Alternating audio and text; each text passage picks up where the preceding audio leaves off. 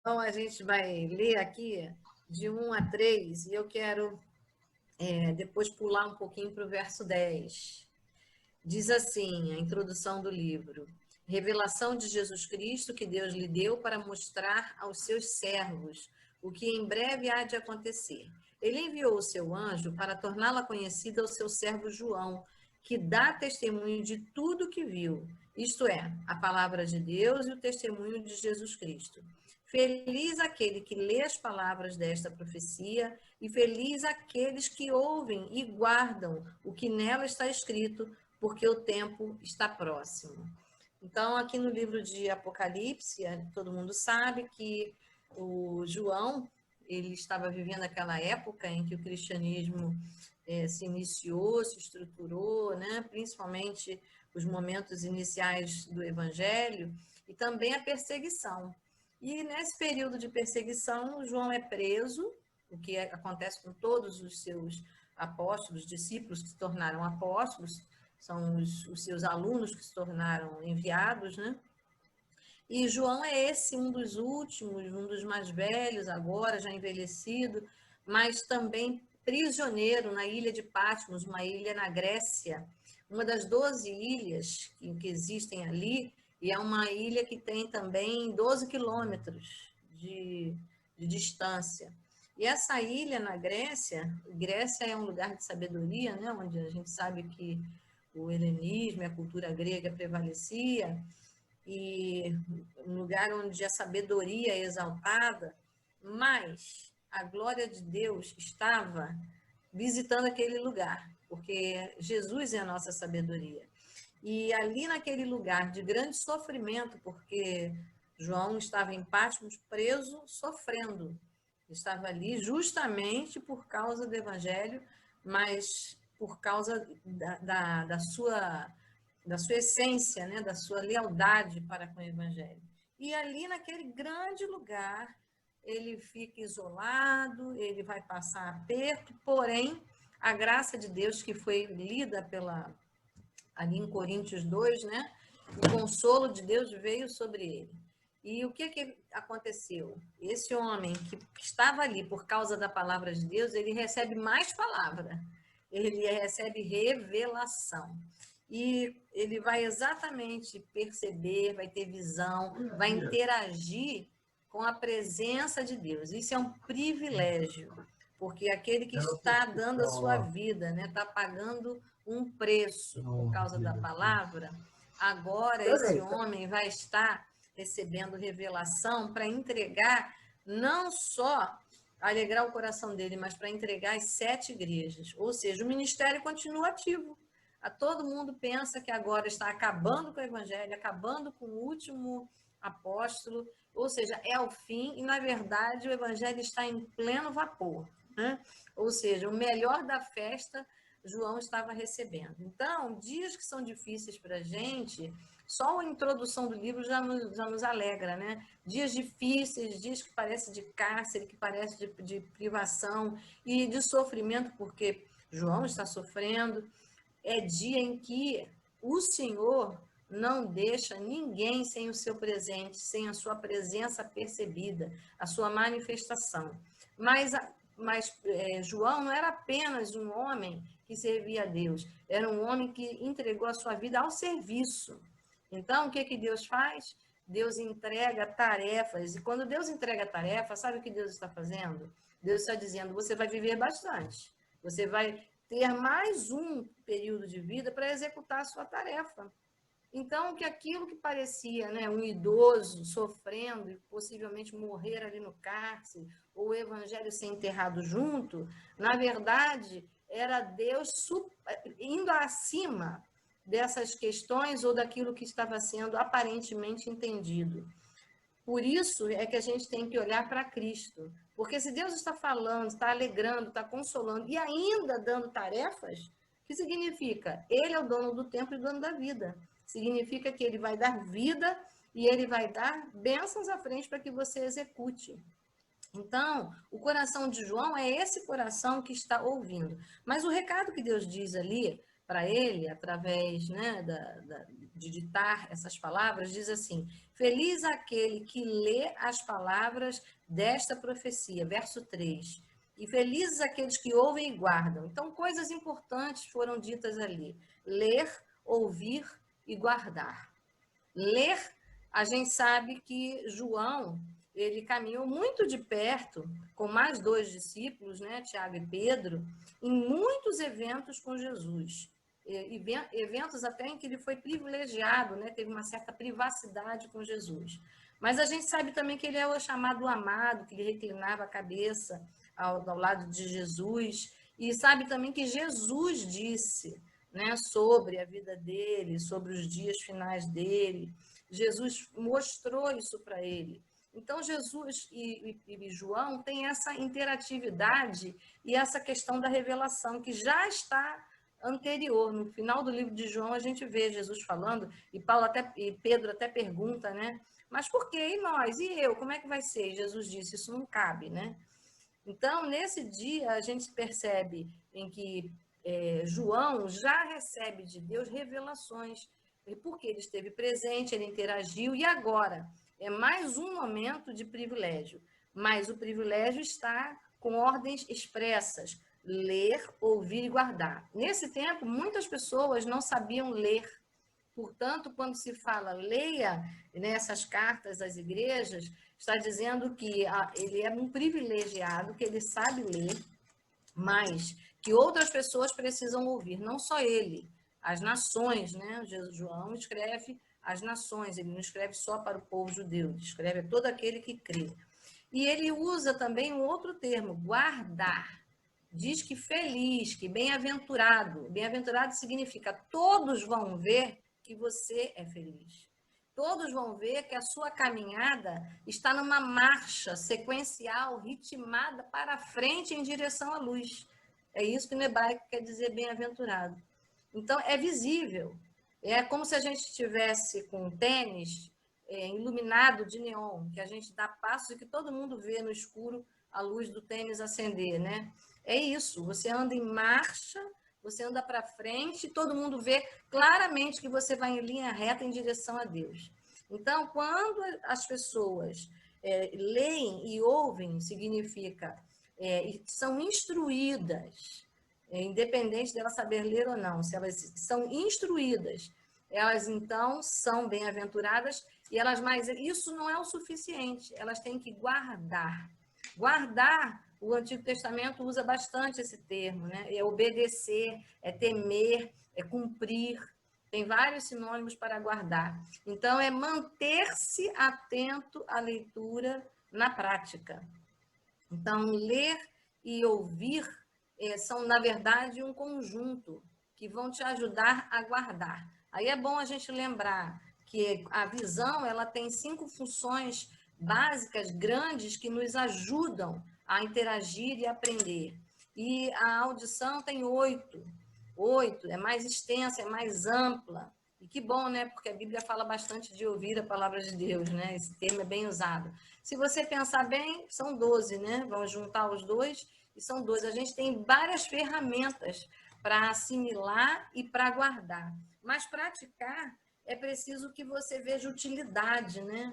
Praticar é preciso que faça parte do seu hábito, da sua vida. Praticar tem que ter uma aceitação interior, que não seja só automática, mas que ela seja concebida em consciência e que seja inserida na nossa vida.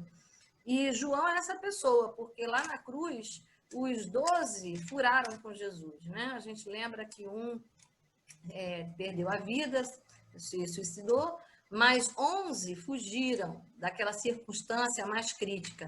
Porém, João é o primeiro que volta e se apresenta diante da cruz a estar com Maria. E Jesus dá aquela bela frase, né? Maria, tua mãe, eis aí a tua mãe, a tua família, né? Ali em João 19, 26 e 27. Também a gente vê João, ali no Pentecostes, principalmente ali no encontro com aqueles que vão receber o batismo do Espírito Santo, aquele fenômeno. Significa isso, significa que João, ele sempre estava no lugar certo, ele guardava. E quando a gente guarda, a gente se levanta rápido. A gente vê a diferença também entre Saul e Davi, né? Os dois conheciam a palavra, os dois ouviram o chamado de Deus, os dois foram ungidos. Mas quem se levanta rápido do pecado? Davi. Davi rápido se levanta. O coração que guarda é o coração que age com prontidão. O coração que guarda é o coração que usa a visão e a audição como uma fonte para beber da água e da palavra que está sendo dita, do seu conteúdo.